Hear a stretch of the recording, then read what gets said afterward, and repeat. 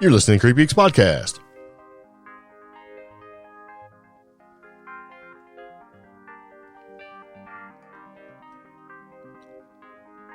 Today's podcast is brought to you by Audible. Get a free audiobook download and 30-day free trial at audibletrial.com/cheapgeek.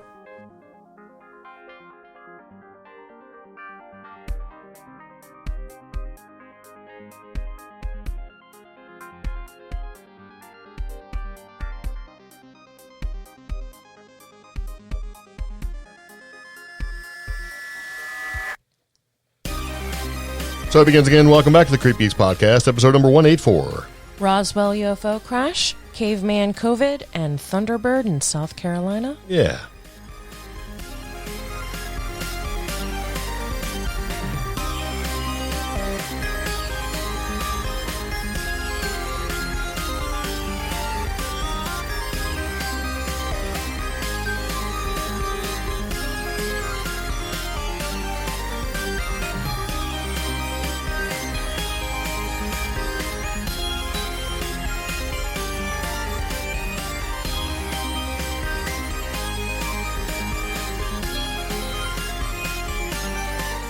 So here we are again. Welcome back to CreepGeeks Podcast, episode number 184. If you are a repeat offender and you listen all the time, thank you very much. And if it's your very first time here, thank you very much. So this podcast is something that we do. It's a labor of love, amongst other things. We find stuff that we find to be interesting on the internet, and we talk about it. Yeah. So we find a lot of stuff that we like, and that stuff usually is like cryptid, UFO, paranormal. Basically, since this is a paranormal and weird news podcast, that's the kind of stuff that we talk about. But the difference is that we take a lighthearted approach to it. So, anyway, here we go. Yeah. So, as we move into the podcast, there's a couple things you got to be aware of. It's an organic podcast, and that's about it. I don't want to set the expectation like way too high or anything. Yeah. But anyway, we're rocking 184 episodes, and one of the things that we're going to do here in the next sort of near future, is we're going to take a week off. Yeah. Cool. So, a whole week off. Yep. We've done it in the past. We just haven't told anybody. I know. But yeah, anyway, so with the podcast, there's a couple things you can do to help support us. And primarily what we really like is we like participation. Yeah. Through communication. And we have a couple of different ways for you to communicate with us, and primarily it's a phone number. That phone number is going to be 575-208-4025. Yeah. And that phone number, in case you're wondering, is the Roswell area code. And since basically this is supposed to be the anniversary of the Roswell crash, which happened over 70 plus years ago, I thought it to be relevant. Oh, yeah. But it may or may not be, but that's okay. And since this subject has pretty much been beat to death, we're going to talk around it because we're, we want to mention it. Kind of like the last episode. Yeah, we talked around it a little bit, kind of the same thing, kind of continuing off where we left off a little bit, and, kind of stuff like that. Just kind of sharing what we know or what we want to talk about, what we find to be interesting about the whole thing, and maybe some correlations into some other things. Okay. Yeah. So it kind of is what it is. But anyway, as we get back into the podcast, a couple of different things you can do. You can participate with us by going to our Facebook page. And liking our page. Yes. You can join our Facebook group, which is pretty active. Yes. We get lots of memes and funny stuff, show ideas, and just random late night discussions, all that jazz. Yeah. Yeah. And if you want to know how to get there, you just go into Facebook and type CreepGeeks Facebook group. Shocking. Yes. We are also on social media like Twitter and Instagram. Please go check us out on Instagram. We are fairly active on there, and we're trying to rebuild it. Yeah. Since it kind of disappeared a few months ago, so we'd appreciate some new followers, and we'll follow you back. That's right. Yeah. Yep. So, with the podcast, we talk about paranormal, weird news, stuff that we find to be interesting, tech topics. I guess I could have just left it alone at Tech Talk. Right? Yeah, welcome back to Tech Talk. We're going to talk about tech stuff. But the podcast has become one of those things where we do it a lot, we like it, and we kind of just do sort of 1,000-foot sort of drive-by or helicopter view of a topic, and we just kind of roll with it. More common, more sort of, relevant, current event type stuff. And I think that we're going to go and sort of switch things up a little bit in the format. We're still going to do paranormal and weird news, but I think we're going to pick a subject and talk about it a little bit more in detail. If we have like a story or something we find to be relevant or interesting, we're going to go ahead and expand on that. As you put it, in great and agonizing detail. Yeah. Yeah. So what I'm looking for is if you find it in your heart and you have the time and you'd like to weigh in on that idea, please do. So give us your idea, your feedback, or what you might like to see the show kind of roll into. And you can do that through our phone number. And that phone number again, 575-208-4025. You can also reach out via contact@creepgeeks.com. Or you can go to creepgeeks.com and click the Contact Us form. Yeah. And fill that out. And there are a couple things we're working for, making a more of a sort of active sort of roll in. And some of that is like video and live streaming and that sort of thing. Mm-hmm. Which right now, since we are broadcasting from an undisclosed location in the deep in the mountains of Western North Carolina, where our broadband is at a minimum, it's been exceedingly difficult for us to be able to do that. It's still going to be exceedingly difficult, but we're just going to try to figure out a way to make it happen a little bit more frequently.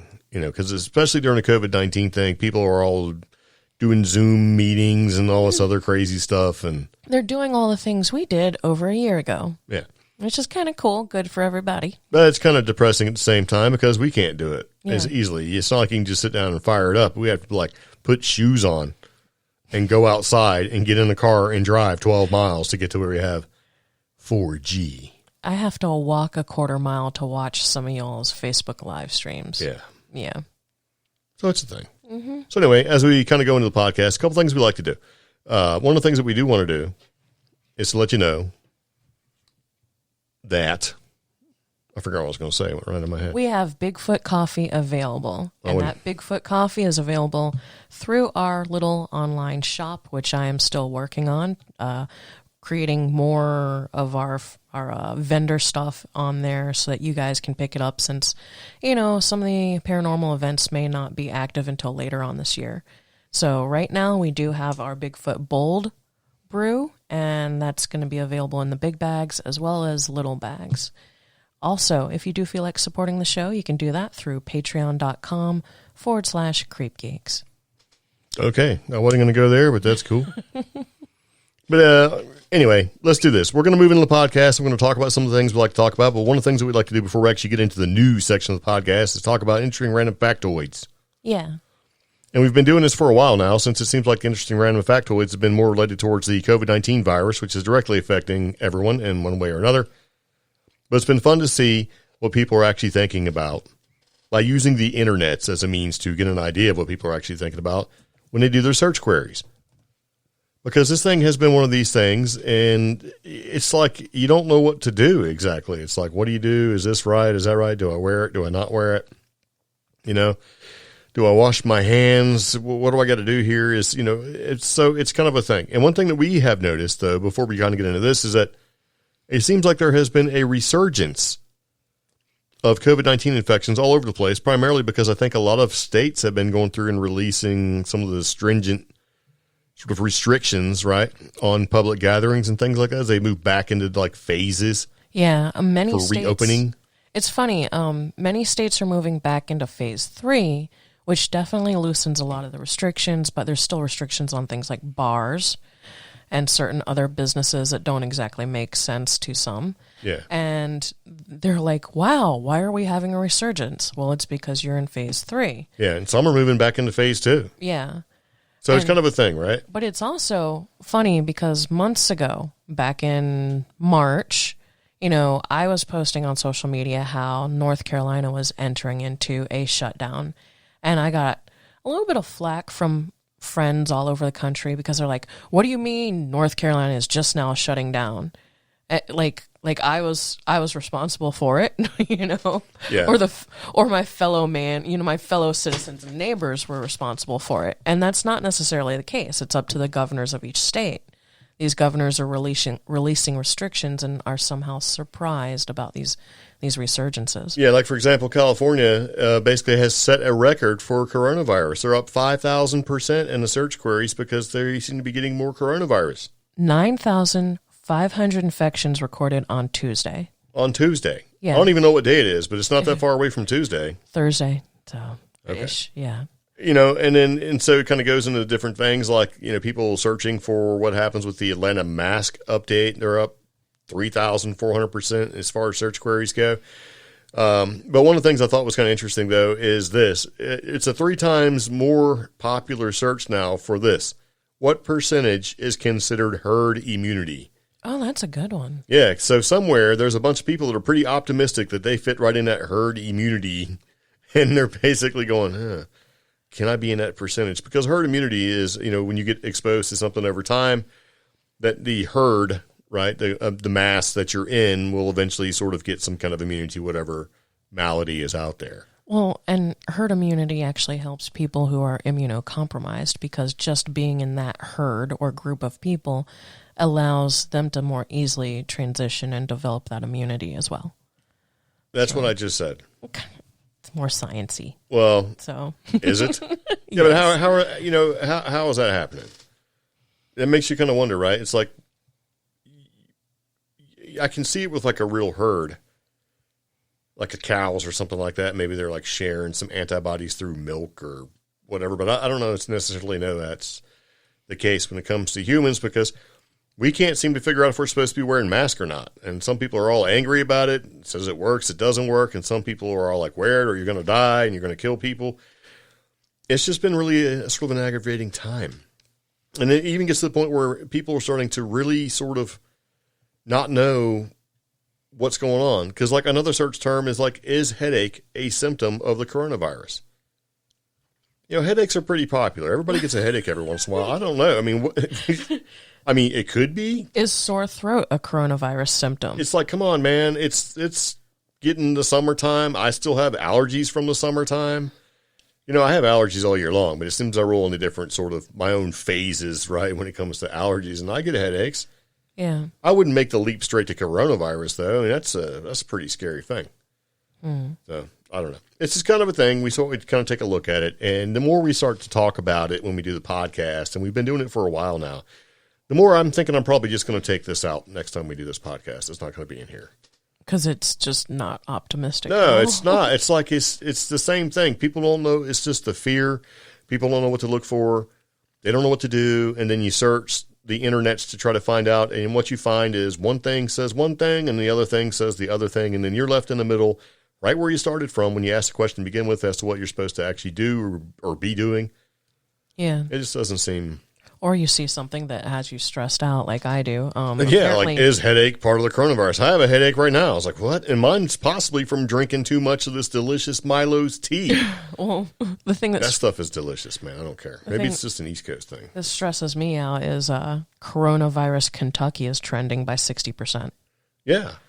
Is that a place? No.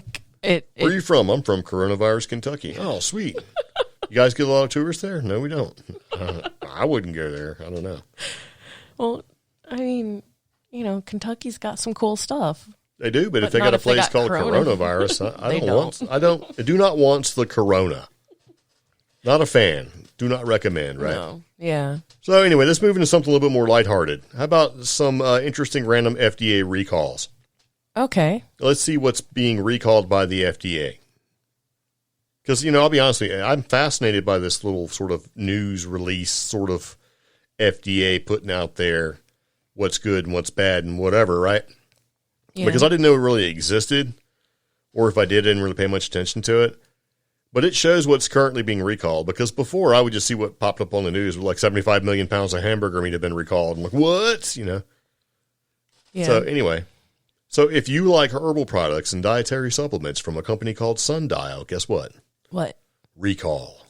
Like the whole brand? That's what it says. Huh. Because of misbranding and unapproved new drugs.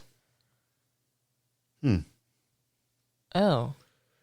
Yeah, that sounds kind of serious, doesn't it? Yeah, it does, but I don't see much about it. Nope, it just says product type: food, beverages, spice, flavors, and salts.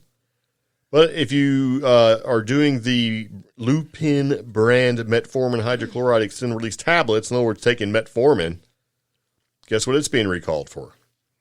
NDMA impurity. It seems like so far all the metformin pills that are of the extended release have been or are going to be recalled. So if you take metformin extended release, you might want to give somebody a call. Say, hey, you got anything in mind here? What can we do? Because it seems like they're all being affected by the recalls because of NDNA or MA, like November Delta Mike Alpha. So that's something. Yep. Now, if you do infusions for like insulin pumps and things like that, made by a company called Bodyguard, you might want to check this recall list because it says use of the pump system potentially could cause over infusion or under infusion of therapy. That's a nice way of saying the pump may give you more or less than what you actually need. That's terrifying. Sure is. Yeah. So there you go. Now, here's something that I don't even understand. There's a company called Ovation, and they do Ovation X systems, for it's a medical device. And their recall says a material weakness adjacent to the polymer fill channel may become compromised during pressurization with liquid polymer. I don't know what that means. Oh, okay. So they, I guess, make equipment that helps when you have to treat or do surgery on aortic disorders, which sounds like heart attack and stuff like that.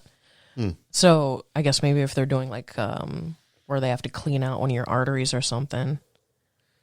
Well. Yeah, that's kind of terrifying. Yeah. Well, here's something that I can understand. Oh, yeah, I wanted to talk about this one. So if you like the Kind brand oats and honey granola with toasted coconut pouches, guess what? There's some illegal undeclared sesame seeds in there. Not illegal, they're undeclared. Undeclared sesame seeds. So be aware. Remember when we used to live near a Walgreens and I'd try to buy those because they were always like on Walgreens as special. Yeah. And they were never good. Yep. And then they just sit in the fridge. It's probably because of the undeclared sesame seeds. For like 6 months. Yeah. Bad news. Yeah. Undeclared sesame seeds. So that's about it. Yeah, we're going to move into the podcast because, so far it's been taking a pretty dismal turn. But this is the time of year where people start talking about Roswell and the crashes and that sort of thing and some things that sort of kicked off the whole UFO thing. Okay. Right? Researching UFOs, everything from, are we taking our technology and reverse engineering it from UFOs? That's why we had such a huge technological leap to abductions, to UFO sightings, to little green men, to movies in the 50s about UFOs and flying saucers and things like that. Yeah. Sort of really kicked the sort of monster UFO outer space sort of thing that I like so much and made it an actual thing. Yeah. So it's that time of year.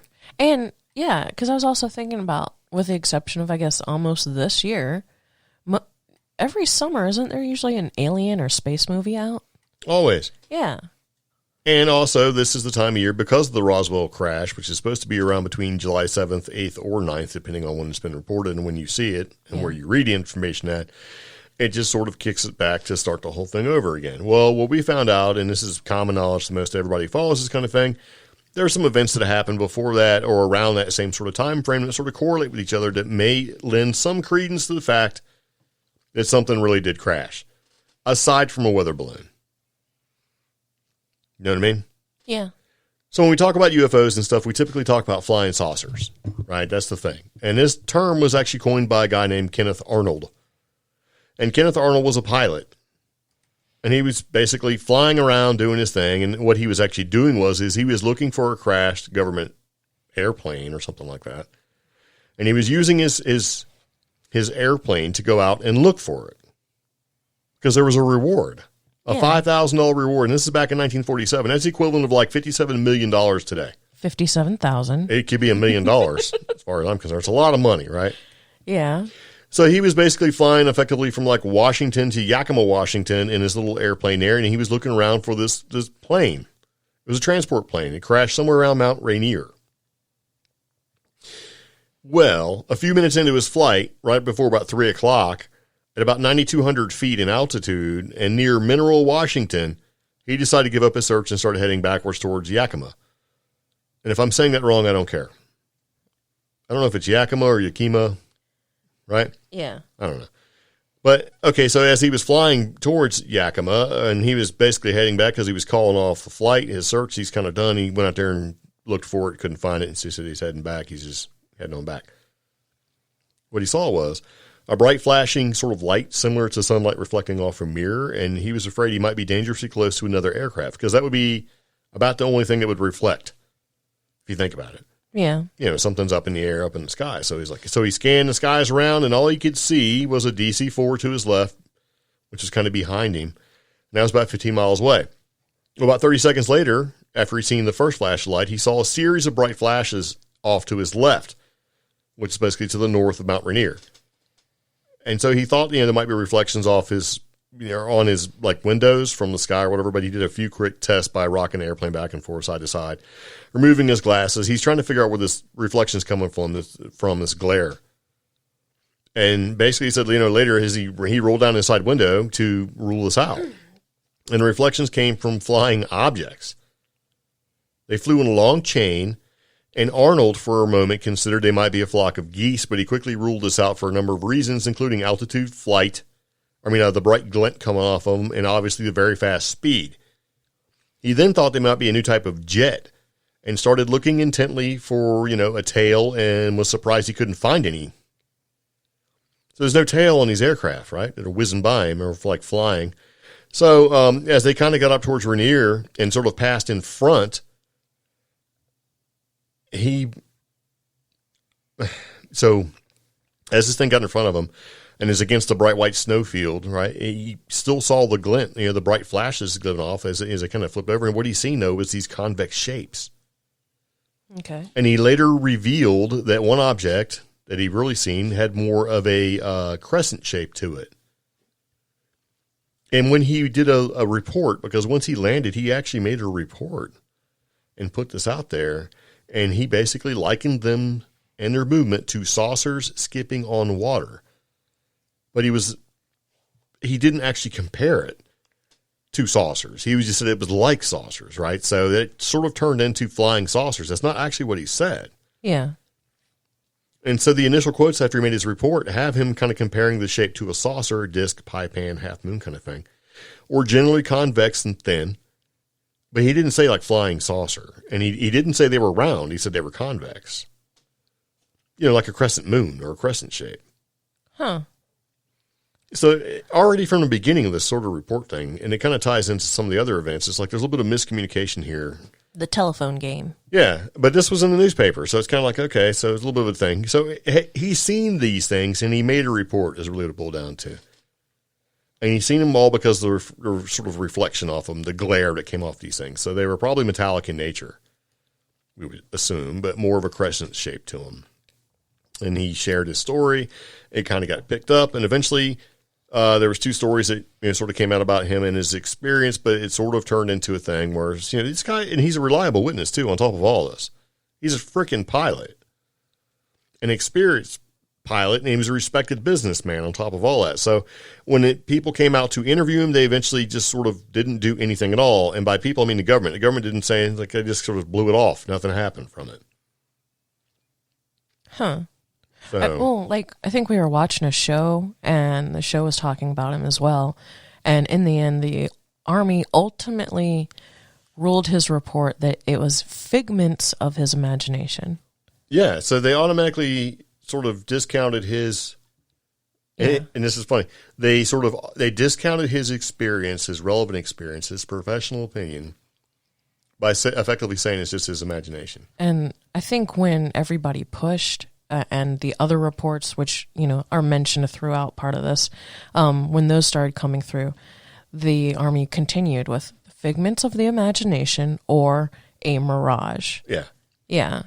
And I'm sorry, but the one guy who actually got them on video, one of the most earliest recorded videos. Well, that's what we're going to talk about next, so don't jump in there just yet. But there was a guy named William Rhodes who effectively captured what could very well may be the first ever capturing of an unidentified flying object on film. Yeah. Right. And so this is Phoenix, Arizona, 1947, July 7th. Is it also a string of lights? Well, it's July 7th, right? Yeah. Now, Roswell supposedly, allegedly, whatever happened around July 9th. Okay, so William Rhodes allegedly saw a disc circling his locality during sunset and took 2 photographs. And the resulting pictures show a disc-like object with a round front and a square tail in plain form.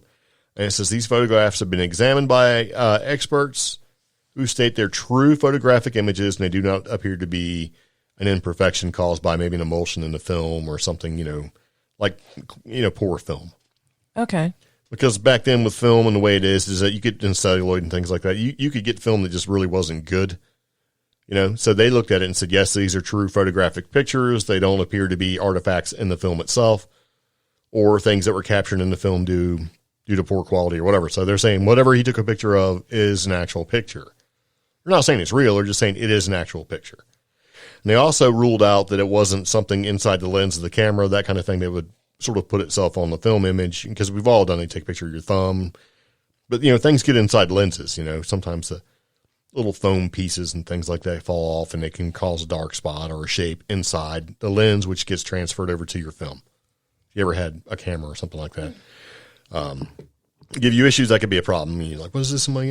So they determined, no, that's not the case at all. So he actually took 2 pictures of these crescent-shaped sort of objects, right? Uh-huh. So he took these 2 pictures, and he was, pretty much discounted a little bit as well. But the thing is that a government agency, they said the FBI possibly came and took his negatives away because, he reported it. It became a thing. The government came and took his film away. That's July 7th. Now, later on, there was a video taken that was actually taken by a Navy chief warrant officer who was also a photographer. And he did video footage, and he actually captured a string of lights that you see that we were talking about up in the sky. There's also reported evidence, and that's around the same time as actually a day before. His information came out, I believe it was a day after the actual Roswell crash was alleged to have occurred, but he still had the film. So, and I think we need to back up because the actual Roswell crash may have happened in June. The July 7th through July 9th dates that we keep saying, those are when it first appeared in news. Well, there's a couple different theories about that. Did it actually occur in June or did it actually occur beforehand? They don't really know exactly. Yeah, because we only have the ranch hand's account, which is he went out there a couple weeks before or no more than 3 weeks before July 8th. And that's the story he stuck to. Yeah. So, and that's not even talking about what allegedly fell in Lubbock, Texas, as part of this too. But the thing is that there's been multiple crafts sighted within a month period. So, when we of the same description, when we keep saying July 9th for Roswell, it's kind of based on that whole. This is what we know. We know the news article definitely came out. The news report came out, but we don't know the true exact date. Yeah. So, but with everything leading up to that end of June, early July time frame, it seems like there's just all these different correlations between some sort of unidentified aerial phenomenon. Or UFO. I'm going to say it's unidentified flying craft because part of it is that okay. So these weren't like round sort of crafts like the discs. These had a distinctive delta shape to them. And the thing that kind of a flying wing almost. And the thing that keeps sticking out is like the string of lights description and then the formation description, because I keep thinking Phoenix lights in the 90s, that kind of stuff. But since the video footage was actually done during the day and the other sightings were done during the day, were they lights or were they just reflections off the skin of the craft, whatever it was made out of, a shiny aluminum, whatever? True, yeah. Don't really know, right? Yeah. So if you have multiple sort of, at least a couple, different video evidences, or let's just say captured evidence on film, you've got a couple pictures that were taken, and then you also have some video that was taken of these string of craft flying around, about 9 of them, and then the first incident as he's flying by Mount Rainier, he's seen a string of these things. He counted between, I think it was like 9 and 12. Yeah. Kenneth Arnold. Okay, so I would have to say that the likelihood of them being completely separate and distinct instances and unrelated is really slim. In the 40s, this is 47. Yeah. So it's a higher likelihood that they're all related or even possibly the same craft that we're seeing. The thing is that what has actually been seen, are these flying Delta craft, flying wings, the half crescent shape sort of thing, are they military craft that were flying around? Or are they extraterrestrial nature? And why did they crash? If one of these things actually crashed, why did it crash in Roswell? Now, if the time frames of when this information all came out don't necessarily match, then I don't know if my theory works at all, but it's sort of a half theory I was thinking about today when I was sitting around eating a chicken nugget, and it kind of goes like this. If these are deltas, like flying wing type crafts, and this is right around World War II, were these captured German craft that were being tested or flown to see if they would actually fly? Or another country maybe still owns and flies these crafts, and they were flying around the U.S., and maybe the one in Roswell got taken down because of heavy-duty radar bombardment or something? And then what was actually captured was, a German craft? Or did we actually have these craft already, and we were testing them because they were ours? Or did we capture some of this German technology and flying them around trying to figure them out? And then we crash them, and then all of a sudden it becomes a thing where it's like flying saucers are out. So the Roswell article went out, boom, it hits the newspaper, and then the very next day it gets discounted into, it's flying weather balloon stuff. What if it's really just a cover-up for it being a crashed experimental aircraft? Like the Delta shape. I know. We have Delta-shaped aircrafts. We got a couple of them that are flying around now, and there's been a couple of them, and we know that Germans had them, and we've had them as well, a sort of flying wing shape. So what if these things that are crash are really just military craft? And see that's and there's like a squadron of them, and stuff went wrong, and one of them sort of crashed, and they came and got it relatively quickly in the grand scheme of things, and the whole squadron of them, like to actually be aircraft. Well, I don't know about a squadron, but a large number. A large number. That's the hardest thing for me to fathom because it seems like a huge financial and scientific investment. This is right around wartime. Yeah, I know. But on top of that wartime budget, we also have nuclear budget that we were working on. It was war. That's a lot of money. You know what? What? It doesn't matter if you've got the entire country pulling all of its resources together, including the American people who are on rations because of this. Yeah, and you're basically making your own money. You know what I mean? Yeah, and I'm slightly getting comfortable in my my radiation balloon theory. The more and more I read, I'm starting to get a little more comfortable in that. Maybe it was a radiation balloon, like some sort of radiation detection balloon that fell early. Well, the very first Delta wing craft was flown in 1931. Oh. And the Horton HO2 or Horton HO2, that thing flew, its test flight was in 1935. And you've also got flying wing like Delta craft that were jet powered, and those came like in, the test flight for the Horton Who 229 was in 1944.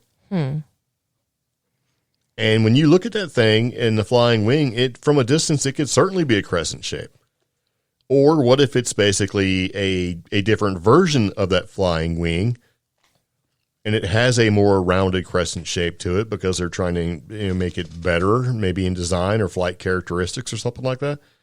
I don't know, because you also had like the Messerschmitt 163 Comet, which is kind of a flying shape, looks like almost a crescent shape, like a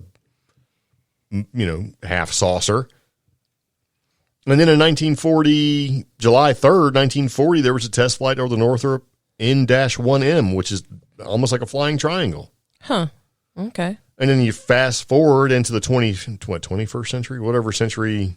Are we in the 20th or 21st century? 21st century? Math. Yeah. Well, you've got the Northrop Grumman B-2 Spirit, which is basically a flying wing. So what if the saucer craft that we're actually seeing were like the Northrop version, then the N1M or the N9M or the Horton Who 229 or the Northrop X4? I don't think it'd be the X4, but anyway, these experimental craft or the M2F2, that thing looks weird. It's also a Delta shape. What if these craft that were flying around are actually military craft? And one of them crashed. And you didn't want the other countries to know that your military craft crashed because they could use these things for stealth / surveillance and reconnaissance. And you just said, it's a weather balloon. And it was, we're out there doing weather stuff. And then later on, you just go, yeah, okay, but we were measuring radiation levels and things like that, and also looking at the detection of, possible nuclear weapons that are being detonated in other countries across the world because we're spying on them, like the Soviets, because you're still keeping your flying technology secret. Okay. Because we kept the stealth secret. The SS-71 Blackbird was kept secret, right? B-2 bombers, well, they weren't really that secret, but you also have to kind of look at like the U-2 spy planes and stuff like that. So what if this sort of whole thing was really just our own military craft, or the possibility of it being another government's craft, and just kind of got captured on film and video and being seen? Because think about it like this. If I was an American and there was, like, say, for example, a German flying wing just whipping around Mount Rainier in Washington and nobody knew anything about it, I would not be comfortable at all. And I don't think the American people would be comfortable because this is still around wartime. You know what I mean? And that was one of the things, is like one of the reasons why we had the war was to keep everything over there, not over here. And then we found out later on the Japanese put these weather balloons up, these big balloons, and they kind of floated along the Gulf Stream and were full of bombs. Remember that? Yeah. And then there was like a Boy Scout troop that found them, and I think one of them blew up and stuff like that. Yeah. And see, you were talking about, these aircraft whipping around in the Pacific Northwest. The 1950 interview with Edward Murrow and Arnold. Mm-hmm. Edward R. Murrow. Yeah. Yeah. Arnold reported having similar sightings on 3 other occasions, and said other pilots flying in the northwestern United States had sighted such objects as many as 8 times. So, they kind of initially felt a duty to report the objects despite the ridicule. Yeah. But, since he didn't know why the U.S. government wasn't acknowledging them or wasn't talking about them, many of them just decided not to talk about it, Yeah. Well, I mean, okay, so if World War II ended in 1945, they say it ended with the surrender of Japan, and people are seeing things 2 years later. It's entirely possible that some of these experimental craft from Germany and possibly even Japan made its way across the pond, if you will, over to us in the United States. So now we have captured technology. Yeah. And we're basically trying to work off that captured technology. And then when you talk about things like Operation Paperclip, where, these German scientists were brought over here, like Otto von Braun and those guys, and to do different things to help get our jet technology and rocket technology up to speed. So when I start to see stuff like this, I start to think that maybe the Roswell UFO crash maybe really wasn't extraterrestrial in nature, per se. I'm not saying the possibility's not out there, but it's also kind of like, if you're still in that secret mindset where there was a lot of effort, I should say large, there was a lot of effort to keep, and let's just call it propaganda. Our country had a large propaganda effort to make sure that secrets and spies and things like that weren't aware of what we were doing in the U.S. Like loose lips sink ships. Yeah. That sort of thing. I mean, they taught that stuff in school, hey, be careful who you talk to. Don't share any secrets, because there was a large fear of spies. Right? And I mean, then you start to get into the Red Scare about communism, things like that. It's like we have a little bit of history of worrying about that kind of thing. Like McCarthyism. Right. Yeah. And if you're really worried about that and you want to keep things contained and keep everything a secret because you don't want other countries to know your military power and what you're working on and your prowess and exactly what level of military preparedness you have and how strong your military really is, you start to keep lots of secrets. And you want to keep those secrets at any cost. And then you start having things like Area 51, where no one can see what you're doing. Yeah. Or Dugway Proving Grounds, right? Which no one can definitely see what you're doing, where you're testing all your weapons and things like that. And you're trying to keep things a secret. So if you're trying to keep things a secret because you don't want those secrets to get out because you're worried about spies, because after the war ended, we weren't all friends. We weren't friends with the Soviets because we took a large chunk of this captured technology and whipped it right on back to the U.S. Yeah.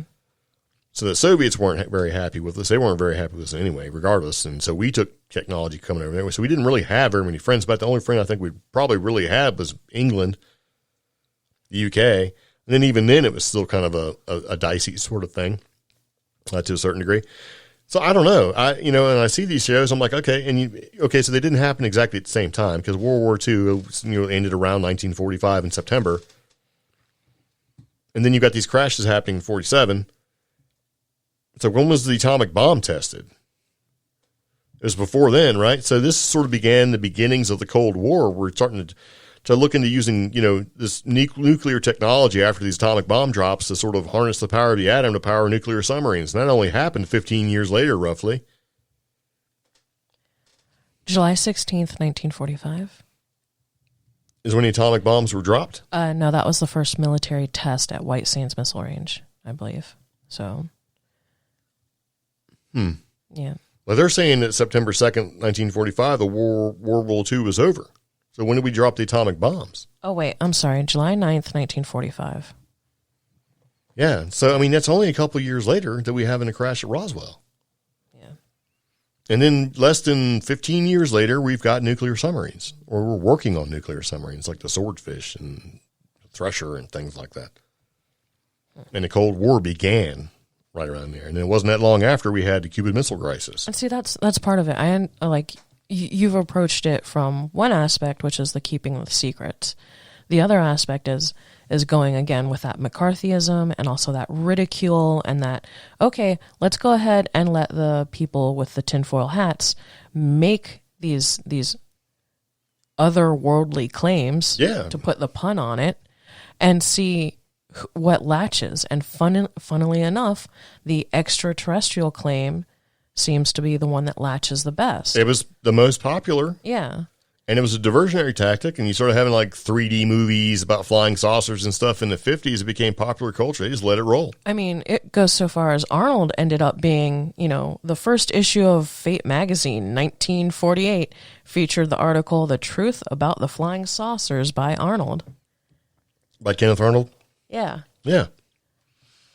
And, he ended up writing that book with a friend, The Coming of the Saucers. So it's like, it's not just the keeping of secrets, it's the perpetuation of a possible lie? Or... it's a diversionary tactic. If you don't want other countries to know that you've stolen technology or, spoils of war, taken the technology from another country, like Germany, because nobody liked Germany. Nobody likes Germany now, I don't think. But anyway, if you've taken that technology and you're trying to use it for whatever reason you're trying to use it for, you certainly wouldn't want the country to know. But then, for me, especially if you're out there flying around and crashing and stuff. Yeah.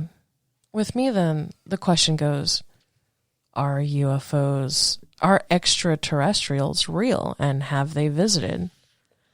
Well, we have like ancient aliens and ancient people's evidence and anecdotal stuff that seems very interesting. And that makes me wonder, okay, so did we actually have aliens, right? Yeah. Or have we wiped ourselves out on this planet many times, and what we're seeing is basically the leftovers of our previous humankind civilization, where we've kind of turned ourselves back into cockroaches and worked our way back up again, only to wipe ourselves out, and done it 3 or 4 times, you know what I mean?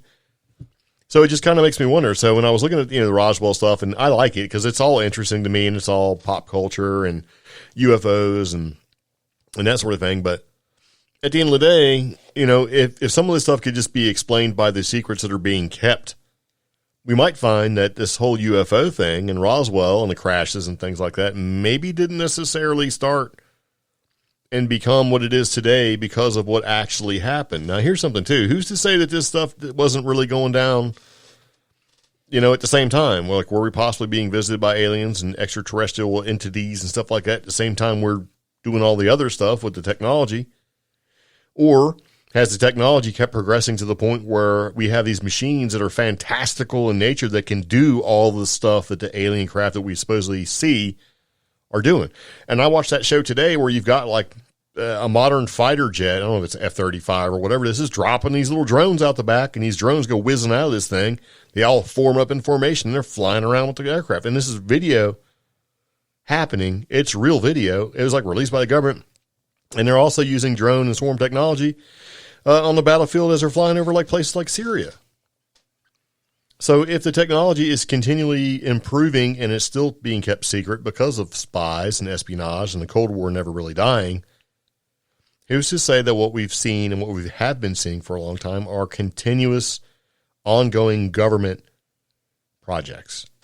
But see, then the part of me just wants to dismiss a whole aspect of the UFO phenomenon and only focus on the actual alien stuff.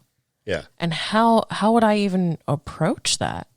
Because I honestly, I know this sounds horrible. I care less about what the government is doing, and I know that's not a full true statement, but my passion, I want to know about the aliens. Well, yeah. You know? So, and there's still things we can't explain, like what's going on with the moon.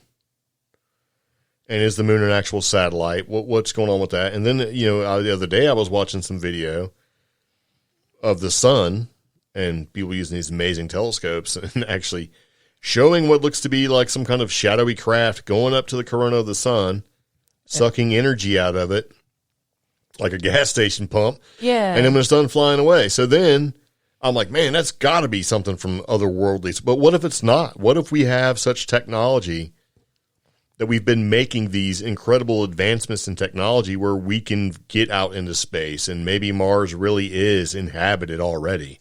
But then... And that the moon is already been inhabited and there's a base. And so it's just like, in other words, I'm right back where I started from with most of this stuff. And I know this has a point.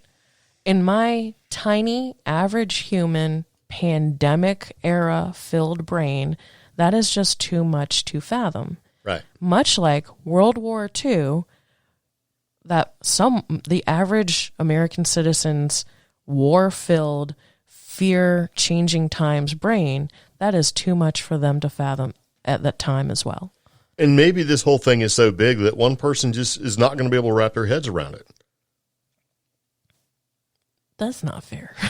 Like, there's no way you could wrap your head around everything that sort of feeds into this sort of thing. I know. It's, and that just bothers me because it's like that puts me right back at the microscopic speck of human dust that I am, That we all are.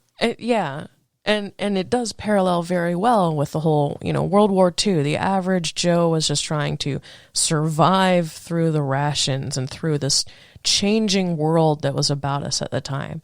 And all of a sudden, flying saucers or something, Yeah. And now, right now, we are living through a pandemic. We are living through all sorts of unrest and just changing times in general.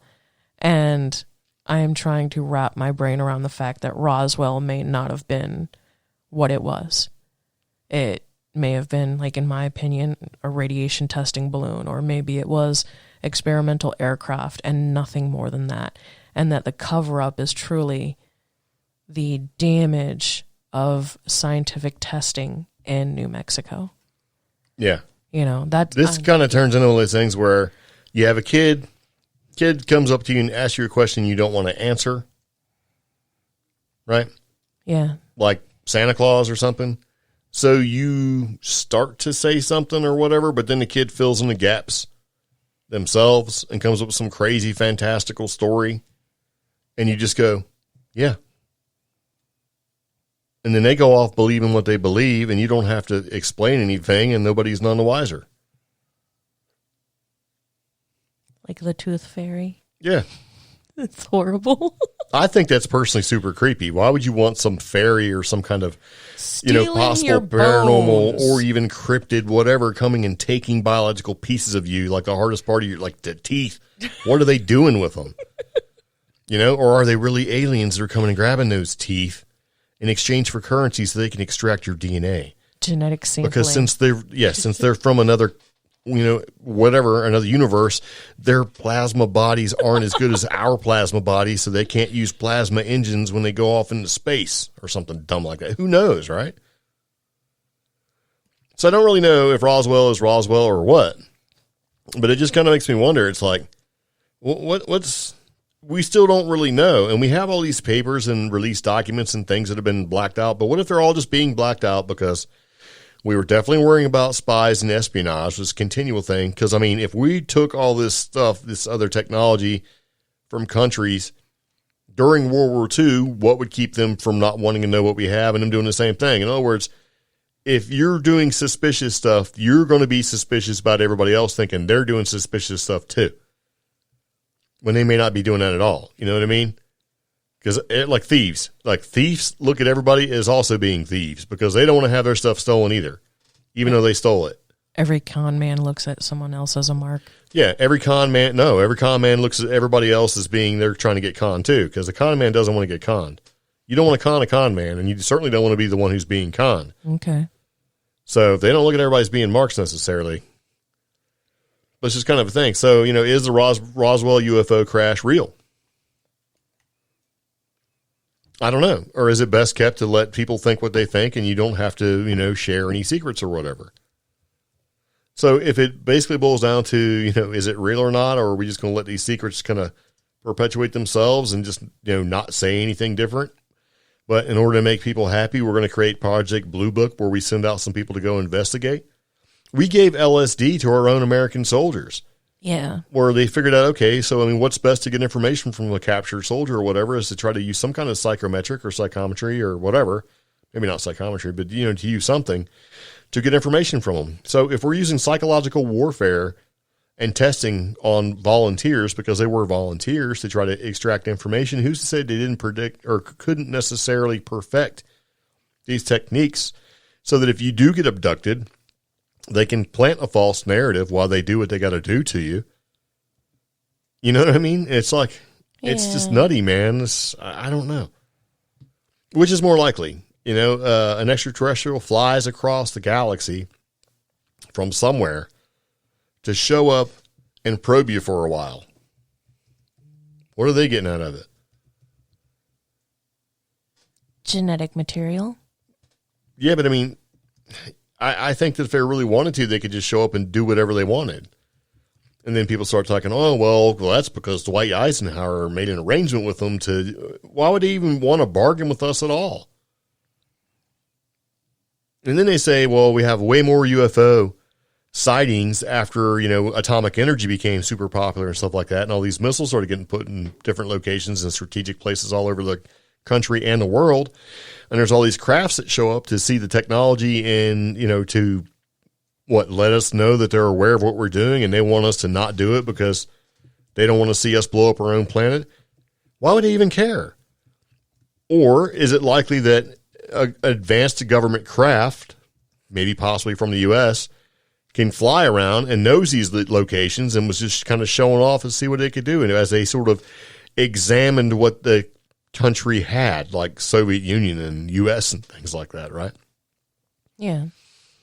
It could just show up when they're super awesome aeroplane, sort of like scare them a little bit and say, hey, man, here's what's going on, and then whiz off somewhere else. Be like, oh, my God, they were so advanced. We'll never stand a chance. So let's just not even fight them ever. Détente. You know what I mean?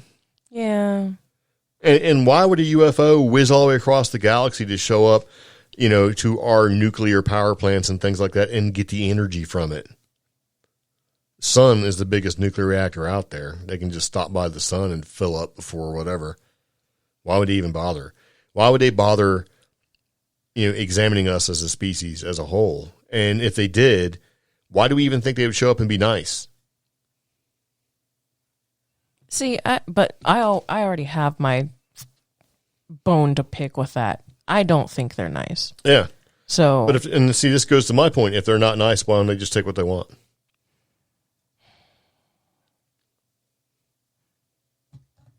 Because there was also the theory that we knew flying saucers were here, and as they were whizzing across, the country, we zapped them with our super strong radar, and it took them out.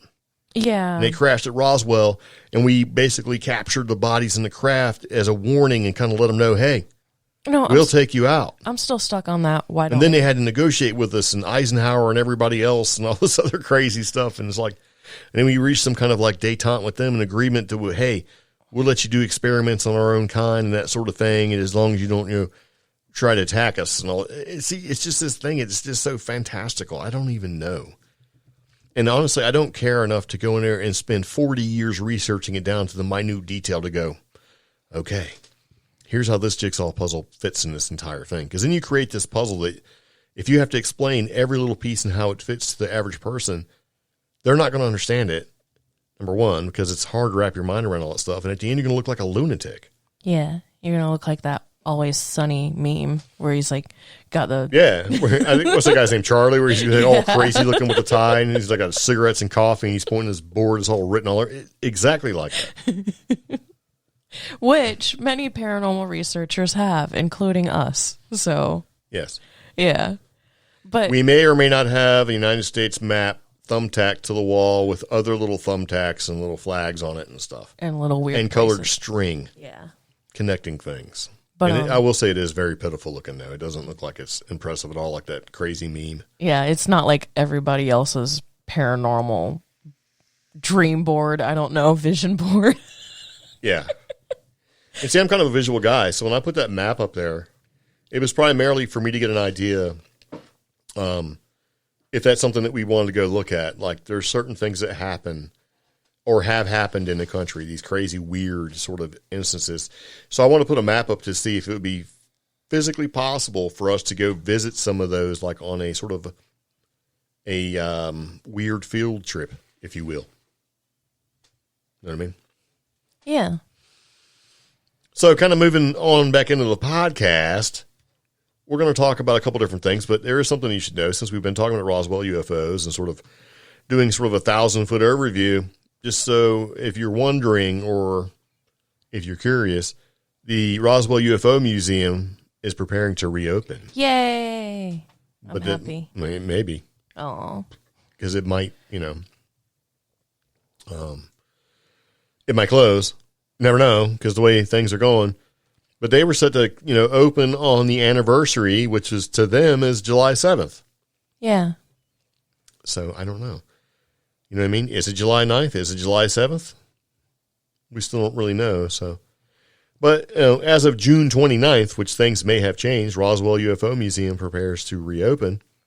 And they're saying, as the July 7th anniversary of Roswell, and they're talking about the incident, nears, the International UFO Museum and Research Center prepares to open its doors to the public. And the museum has been closed since March 19th because of the COVID-19 pandemic. So they said, because they canceled their 4th of July parade that they do. The UFO festival parade thing that happens. Yeah. That was canceled because of the COVID-19 thing, and they're talking about reopening a couple days later to let people go into the museum, which we've been to a couple times. It's actually kind of cool, and it's worth the stop. If you're ever in Roswell, New Mexico, might as well go and see some of the things that they have. Things related to the alleged craft and some of the, stories and lore behind it. And like we talked about last podcast, they do have a great library. And they also have some stuff about atomic testing and things like that. And they have a cool gift shop. And we also said that it was pet friendly because it was at the time. Bring your animal in there, let your animal in. And they gave our 2 dogs these little green alien plushies. Yeah. Yep. So I thought that was kind of neat. So I don't know. But yeah, they're trying to reopen. If it's actually going to happen or not, who's to say? Because things have been changed. And, there's even some things, even on their own page, where they talk about Wi-Fi balloons being mistaken as UFOs. Oh. Yeah. So, I don't know. And they also have some interesting things about atomic testing in history. So it's kind of interesting to kind of check that sort of thing out. So did a Roswell crash happen? I don't know.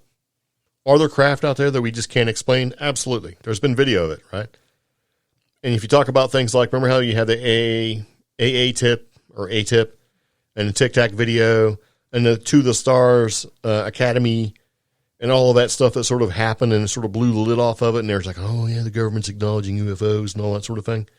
And in our podcast, we talked about Tom DeLonge. Yeah. And we also talked about the fact that they actually bought some alien material, possibly from the Roswell crash, from somebody who might be popular and might be Linda Moulton Howe.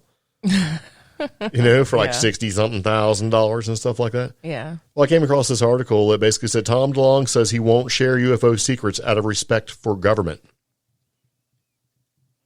Now, they were all about this, and then they entered into some kind of agreement with the government, and now they're not about this necessarily. They're like, out of respect, I won't release some things. Now, is the UFO secrets stuff that he doesn't want to release, is that maybe he's found that this is just basically top secret craft that they don't want released any information to?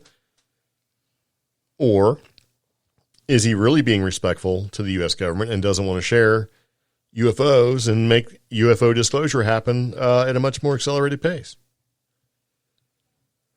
Because he went on to express his belief that the U.S. government has secret information about flying saucers that would change the world in 10 seconds if it ever became known.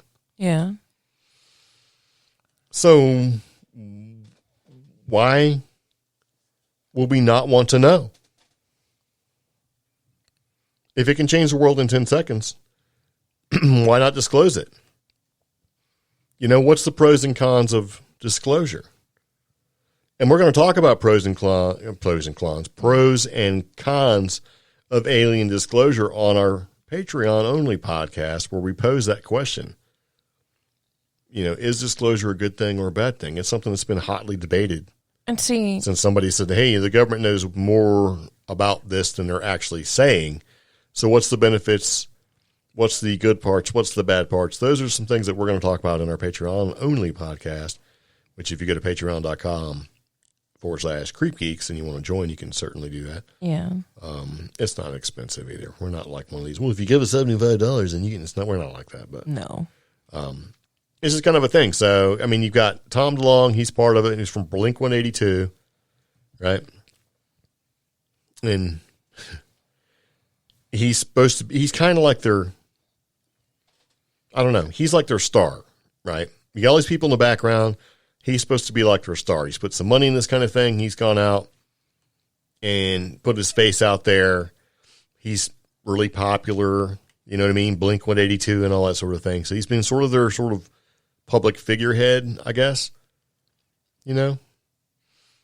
But he does an interview where he says that while he believes that such information exists, he conceded that after years of work with the To the Stars Academy, he has no evidence at all to back up his beliefs.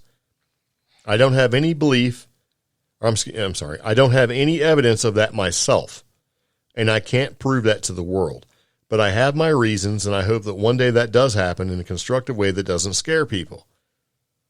He added that he supports the government secrecy to protect the public from their emotions. So after 3 years of the To the Stars, right, countless claimed revelations from high-ranking government insiders and wild claims that DeLonge is the vessel for disclosure, it all amounts to absolutely no evidence at all. And that's perfect.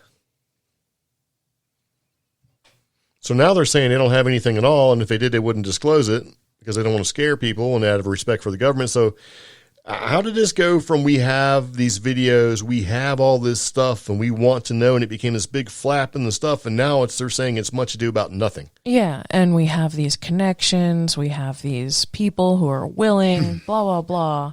He teases that he has his own supposed secret knowledge of UFOs, and he absolutely can't share out of it, but then he just turns around and says he doesn't have anything. And I like this writer who put, this isn't the claim of a disclosure advocate as much as it is the claim of a con artist trying to keep the con going, or, and this is what I'm siding with, power-worshipping social climber. You build enough clout, and then you start saying whatever.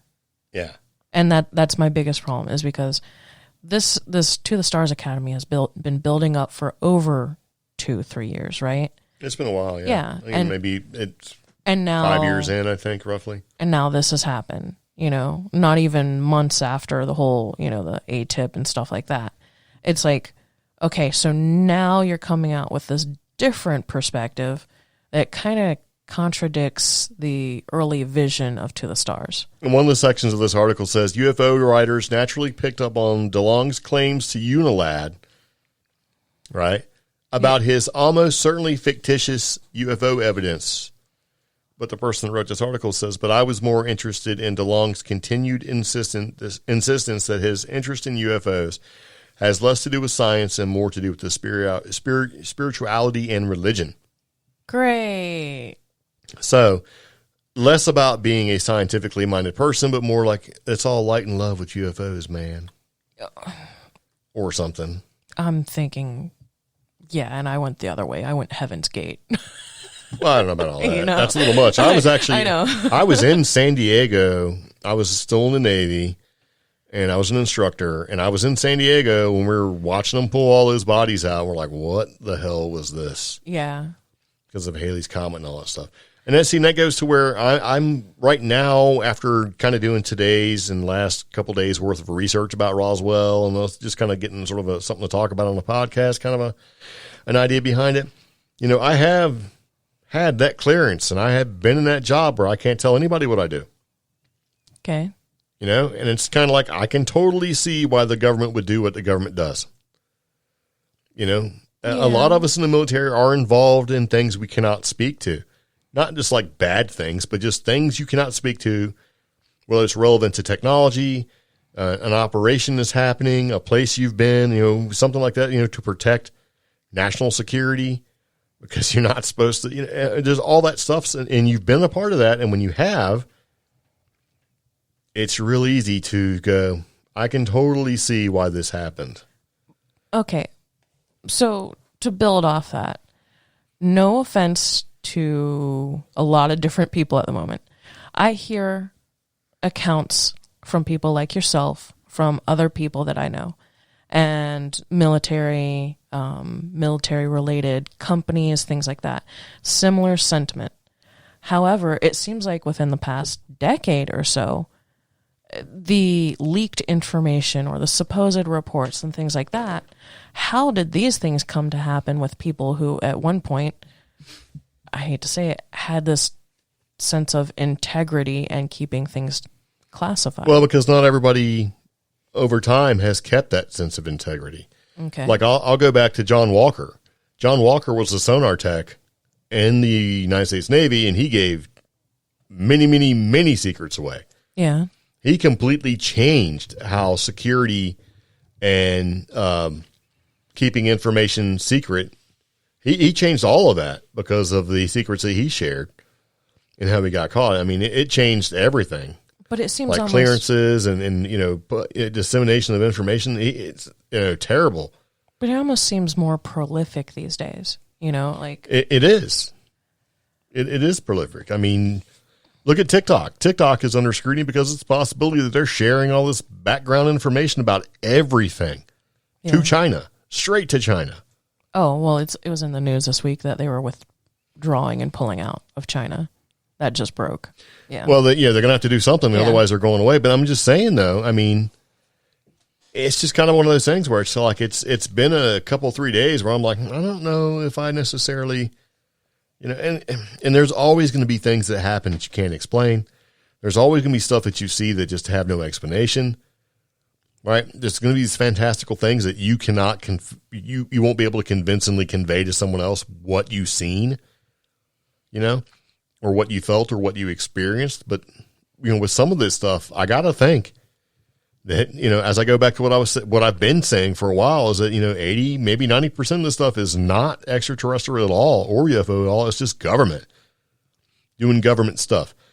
And some people are like, you know, they need to tell us, we need to know all this stuff. I don't want to know. You know, because do you really want to know how strong your country is and what kind of, or do you just think that the government owes you as a citizen and taxpayer an explanation? Transparency. Yeah, but I think a lot of people say, well, you know, I pay your taxes, so you should tell me. And I got news for you. I'm all about that sort of thing, but I'm not. You know, we were over doing like stuff and you've got CNN on your ship. Right? And they're basically broadcasting what you're doing as you're doing it. Like no one else in the world can turn on the channel to CNN, like the bad guys you're trying to, you know, take out. Like they can't see that happening in real time. Yeah. Yeah, there's got to be some limits because in World War II, they would shoot you for that. Yeah. Because, you know, hey, if the secret is out and the element of surprise is gone, then you stand to lose a lot of, you know, American lives. Mm-hmm. But also back then, it was, you know, hey, you're in a war, man. Bad guy that you're shooting is a bad guy. You didn't humanize them. And then later on, you know, you didn't deal with it. Right. But now everybody's a human, so it's just a different time, man. And, there's you hear all this terrible stuff on the news and some of the weapons that are out there and super EMP weapons and all this crazy stuff. It's like, man, I just don't know. But there you go. Blink-182, Tom DeLonge. Pretty tasty music, I guess. But the whole To the Stars Academy thing. Yeah. And he basically says out of respect for government, he won't say what he knows. But then in the article, he says he doesn't know anything. And it's been kind of looks like he hasn't or doesn't know anything. All that noise they were making before and now they don't know anything. Do they really not know anything? Or is it just a matter of, hey, now that we've sided up with the government and the government was going to pay us, for the materials and testing and things, we're going to be partners with the government in this sort of excursion into the extraterrestrial UFO world. Maybe since they're friends, they're just not going to talk about it anymore and it's just going to go away. I don't know. Because, if we were in that boat where the government came up to us and said, I'll give you guys $67,000 to not do a podcast anymore. You know what I would say, right? What? Yeah, I'm going to need you to put that in my bank account. I'm your buddy now. Heck yeah. And we'll just do something else. But, I don't know. This is kind of a thing. You know what I mean? Okay. So if you are interested in seeing the Roswell UFO Museum, because maybe it's closed or maybe due to whatever, you can't get out there to see, and you're kind of curious as to what's in the museum, when we were there, we did a little video tour because we had permission. And we put that up on the internets. And as everything we talk about in the podcast, we have show notes with links. And you can click on that link. It takes you to a YouTube channel, our YouTube channel. And you can watch the video of a tour we did. And I think you filmed that. Yeah. So you can take your own little sort of virtual couple-minute tour of the Roswell UFO Museum. What do you think about that? Pretty cool. Yep. And I just looked at their Facebook page because their website just had some really basic info. Yeah. Apparently the gift shop is now open. Okay. Social distancing, masks required, but the museum itself is still closed. Ah, so, okay. Yeah. Yeah. It's a fun fact. That was the only place we weren't allowed to film. Inside the gift shop. Yeah. Yeah. So I was like, oh, that's cool. Got to protect them UFO secrets. Merchandise. Merch. Yeah. UFO merch. Got to protect the merch. So I don't know. I did come across this and I've seen the video and watched it several times, and I wasn't going to talk about it because it's obvious that it isn't what we think it is. But I figure we might as well go ahead and put it in there. There's a viral video that captures a large bird of prey carrying a huge shark-like fish at Myrtle Beach. Yeah. Did you see this? Yeah. And people are like, oh my God. And it does show a bird carrying what looks to be a shark flying over the beach at Myrtle Beach. And the video so far has tens of millions of views. And they've studied it. And the 29.3 million. That's a lot. And the production studio, The Asylum, right, who made the movie Sharknado. Remember that wonderful movie, Sharknado? Yeah. Yeah. They tweeted about it. They said, how many of you knew that a Sharknado was coming next? I thought it was pretty funny. Yeah. So basically, this person had their video footage shared by Ed Petrowski, who's the chief meteorologist at WPDE. He shared this guy White's footage on Facebook, joking that some people thought the duo was a condor and a great white shark. And that tracking sharks... Tennessee native Ashley White. Oh, is that? Okay. Yeah. Basically, and they were talking about like, hey, what do you think it is? It's a condor and a great white shark. Oh, wow. She was actually recording this from the 17th floor of the building she was staying at. So that's why we can actually see it so well. Because if it were from the ground, that makes sense. Well, yeah, because I mean, she's in a hotel basically, Yeah. on kind of like on the beach on the boardwalk, kind of an area there. Yeah. But the video footage, I mean, you can't. It looks like a great white. I mean, a great white. Like it looks like a bald eagle, but it's kind of hard to tell if it's a bald eagle or not.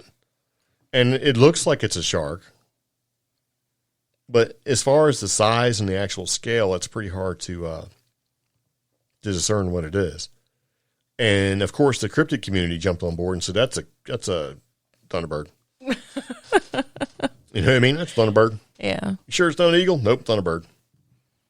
Could be a condor? No, I don't think so. I don't think there's that many condors, even with the conservation efforts of the condor, California condor. I'm sure they're doing a lot better than they were, but I don't think they're doing good enough to be all the way out in Myrtle Beach, South Carolina. No. Yeah. So is it a Thunderbird or not? I don't know. It's a big giant bird carrying away what could be a large shark, but it's probably not, just from the scale and the size of the pictures. If you want to do some kind of like CSI extrapolation of the video, we go enhance, and you blow it up 5 or 6 times, you can probably see how big the bird actually is, but it's still impressive seeing what it could be a large bald eagle carrying around a shark. Or some type of eagle. Yeah. Yeah. I mean, it does look like a little sand shark or something. It doesn't look, it doesn't look like it's a big giant shark, but I mean, it is obviously something. It looks like the ones that they would find near the Chesapeake Bay Bridge Tunnel all the time. Yeah, little sand sharks. Yeah. You see them all the time out there. But then other people were like saying, hey, I'm a sharkologist, and that's not really a shark at all. That's a bluefish or something like that. So, Sharkologist. yeah, I don't know what a sharkologist is as far as what a real shark scientist vocation name would be. What, marine biologist or something? I don't know. Yep. But it's a cool video. We put it in there, and it's a giant bird flying around with what looks to be a shark. So, and the expert guesses are like, it's a bird of prey like an osprey, and the fish is a ladyfish, not a shark. And other people were like, well, that's not a ladyfish. That's an Atlantic Spanish mackerel. It's like, okay. Well, anyway, all 3 of these things, a sand shark, the ladyfish, the Atlantic Spanish mackerel, and possible other type fish can all be found in that region, along with the big bird. It didn't look like an osprey to me, though. It looked like a big old bald eagle. But the funny thing about that is that the wingtips reminded me of what's been reported as a Thunderbird, because a Thunderbird looks like a condor with a big bald head, kind of won't be seen unless it's a rock and it's like a flying lizard-looking pterodactyl. So, people who specialize in the study of the Islamo branch subclass of cartilaginous fishes are known as sharkologist. Islamobranchologists. We're making fun of somebody who's probably been in college for like 18 years. They have, actually. That's what it says. A long time. It's like, been studying this forever. It's like, sorry, shark guy. But since nobody likes that, they actually just call themselves a shark biologist, even though they start off as a marine biologist. So, yeah. Well, that's cool. Yep. Well, there you go. So what started off on a kind of a depressing note has sort of ended on a depressing note. No. UFOs aren't real. The crash of Roswell wasn't really a crash. There is no Thunderbird flying around carrying a giant shark. The corona's resurging. And about the best thing about the podcast is that we're done. Oh, and we didn't really talk about it at the beginning of the podcast because, again, it's all that corona stuff. And I believe last week or the week before we talked about corona relating to blood type. We do have an article in our show notes about... Oh, yeah, I almost forgot about that. Yeah, the DNA inherited from Neanderthals, I can't say it. Let's just call them Neanderthal. Yeah, may increase risk of COVID-19. And this is actually from the NY Times. So, yeah, you may click and have to re-click just to be able to read the article. Thanks, NY Times. So they're saying that basically the Neanderthals had coronavirus? No, a stretch of DNA linked to COVID-19 was passed down from them 60,000 years ago. But they don't know yet why this particular segment increases the risk of severe illness from coronavirus. So basically, I mean, I think they're suggesting if you have this subset of DNA, you are more at risk of suffering serious illness consequences from COVID. Okay. Yeah. But it's been published. So it's kind of like a genetic marker that's been passed down. Yeah, it's been published in a scientific journal to show how some clues to modern health stem from ancient history. The interbreeding effect that happened 60,000 years ago is still having an impact today, said a geneticist at Princeton. While he was not involved in the study, I guess he looked at their stuff, the research.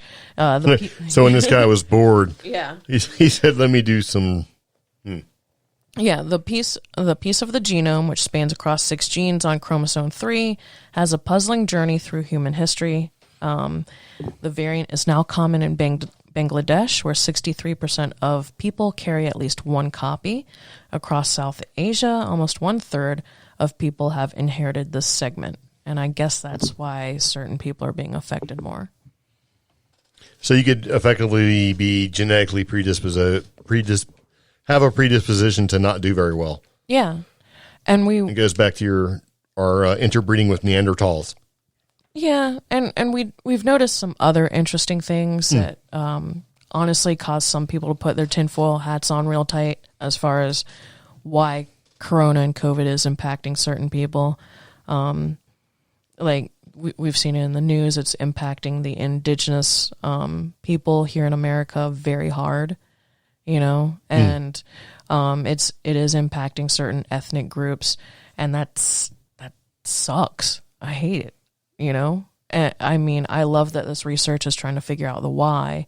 It's just, I wish it would go faster. Well, I don't care if they figure out the why. They just need to figure out a cure. Well, if you figure out the why, the cure is usually closer. Maybe. You might spend forever trying to figure out the why it's affecting people a certain way when really all I want is let's just figure out what we can do to make it go away, and then you can spend all day long looking at it. You know what I mean? It's like, let's find a cure. Let's figure that out first. And it's funny because the rest of the article basically or treatment glosses over what you and I have just said. Don't care about the why because the why can get sticky and muddy. Let's go ahead and focus on the fix. The research. Yeah, I don't care why your brakes are worn out in your Trailblazer. I just want to fix them. And it also glosses over the stuff we were talking about, the whole COVID-19 and the chromosome 9 and the ABO stuff. Okay. So if you want to read that article, it's in the show notes at the top of the podcast episode. All the stuff we've talked about so far is in the show notes for every episode we put out. Yes. Yeah. Sweet. Yep. So that's slightly more hopeful, not as negative. We're trying to end on an upbeat with the fact that we're trying to make some progress here. So that's good. Right? Yeah. Yeah. So hopefully we get a handle on this kind of thing, and maybe this resurgence and all these exposure probably related cases will kind of sort of simmer down now. But it kind of goes back to before, and just if you don't need to be out in public doing all that stuff and being too close to people and all that stuff, you should probably do that. But hopefully our government will figure out what's going on and give us a little stimulus. Yeah. I'd like some stimulus. That'd be nice. I'd be like, hey, do you guys want another $1,200 stimulus check? And I'm like, well, yes, I would like that very much. I'm like, okay, you take this stimulus check and you promise to do good work with it. I'm like, okay. I'll just pay some bills and stuff. I know, right? Yeah. Which, for some reason, the government was so surprised that giving us a stimulus for people who were affected, we would use that money to pay bills. Yeah. Yeah, but there were also a bunch of people that got stimulated and didn't use that money to pay bills. But less this time around compared to the last time the American public got a stimulus check. Yeah. So, but we're not a culture and economics website or podcast, are we? No. We're probably not even a good paranormal and weird news podcast. No, we're not. So, we're better than some. And you know what? We keep trying. We're 184 episodes in, and we're not going nowhere. Except for next week. We're not going to do one next week. We're going to change things up a little bit. So we're going to take a week off. Or we're not. It kind of depends. I bet our Patreon members might find out. Yeah. Yeah. Well, they're going to get another episode. Yeah. So it's all good. Anyway, if you have anything you'd like to contribute to the podcast, or if you have any thoughts and feelings and stuff about it, let us know. And I'd like to say hello to our friend in Canada, who I just realized I'm not seeing any of his comments as they show up on the YouTubes. Oh, no. Yes. So, Prospero, how you doing, buddy? Hey, dude. So, anyway, I think we're going to roll out. We got stuff to do. So, if we find out any more information about stimulus checks and things like that, we'll probably mention them in the next podcast. But hopefully by the time the next podcast rolls out in a week or so, we'll already have some kind of information. Yeah. Yeah. And since this might be the last time some of our regular listeners hear from us, hopefully by the end of July, you might find out the CreepGeeks or someplace else, like maybe Tennessee. Dun, dun, dun. Yeah. And I do want to thank our Patreon contributors, patrons. That's going to be Dave, Adam, James, Bobby, John, and John. Thank you guys for supporting the podcast. If you want to also support the podcast, you can do so. Patreon.com/CreepGeeks. You can actually support the show for as little as $1 a month. Yep. Mm-hmm. And we give you stuff too. Yeah. So it's a good thing. Very nice. Okay, guys. Anyway, thank you very much for listening. We do appreciate you. Any questions, comments, concerns, let us know. We do have that toll-free number. You can give us a phone call if you'd like to share. And that's 575-208-4025. And the next time we come back, we might be talking about paranormal investigations. So, yeah. Anyway, we're going to go. So, see you later.